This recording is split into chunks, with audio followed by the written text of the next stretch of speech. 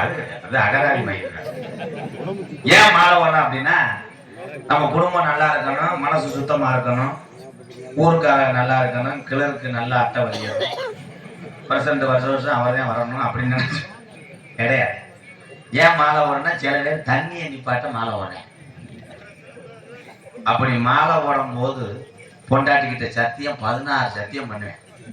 போனா நாளையில இருந்து என்ன உனக்கு அது என்ன ஒரு மாதிரியா பொண்ணு என்ன, நாளைக்கு மாலை ஓட போறேன் ஐயப்பனுக்கு, அதுக்கு என்ன 2000 கொடு, இதுக்கு பார்ட்டி வைக்கிறேன், பயில கூட ரொம்ப தூண்டுறாங்க.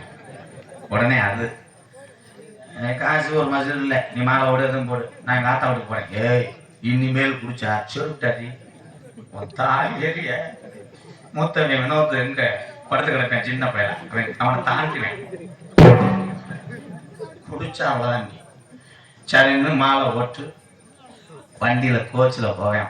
ஆளுகளை சேர்த்து சாமியே சரணம் ஐயப்பா இருமுடி கட்டி அவன் நினைப்பேன், சொந்த வந்த ஊரை வந்திருக்காங்க 500 1000 தர்றாக்கலாம், பூரா பேர் 50 ரூபாய்க்கு மேலே தர மாட்டாங்க.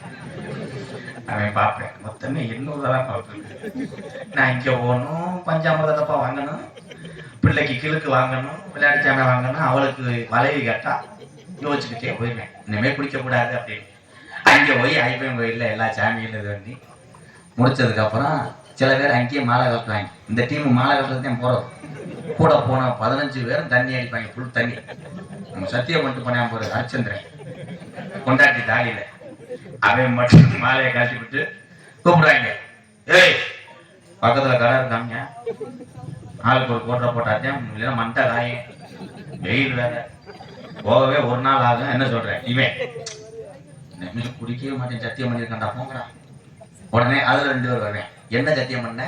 தண்ணி அடிக்க மாட்டேன் சத்தியம் பண்ணேன். சே போடா முண்டை, தண்ணி அடிக்க மாட்டேன் சத்தியம் பண்ண, பீர் சாப்பிடலாம். இவன் அவன் சத்தியத்துக்கு பீர் ஒண்ணு பண்ணாதே, 2 தடவை ஒண்ணுக்கு இருந்தா முடிஞ்ச ஒண்ணு பண்ணாத, என் மய மேல தாண்டா பீர் ஒண்ணு பண்ணாத, சாருக்கு தானே சத்தியம் பண்ண, என்ன இழிச்சதரமா. சரி உடனே இவன் 2 பீர் கூலிங்க,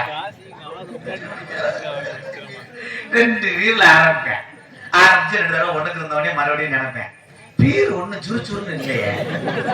உடனே அதுல ஒரு ஆள் கிரிட்டிக்கலா போட்டு விடுவேன், பீரோட ஒரு கட்டிங்க மட்டும் ரொம்ப கலனே சத்தியா என்ன மயிர் சத்தியா, அவன் ஆத்தாவுக்கு போனா போறான். அதே மாதிரி நீ எத்தனை சத்தியம் பண்ணி என்னென்ன காப்பு கட்டினாலும் அந்த பாலா போன குடிய விட முடியாது. அரசாங்கம் விற்கத்தான் செய்யும். நீயா திருந்தம். எப்படி திருந்தது? மனக்கட்டுப்பாடு ஒன்றுக்கே குடியை ஒழிக்க முடியும். நீ திருந்தம். கயிறை கட்டி விடுவா, குடிக்கூடாது. அந்த கயிறை அவுத்து வச்சுட்டு குடிச்சிட்டு அப்புறம் கட்டிடுவேன். உண்மைதானே? ஆமா நோட்டீஸ் வாசிக்கிறேன்.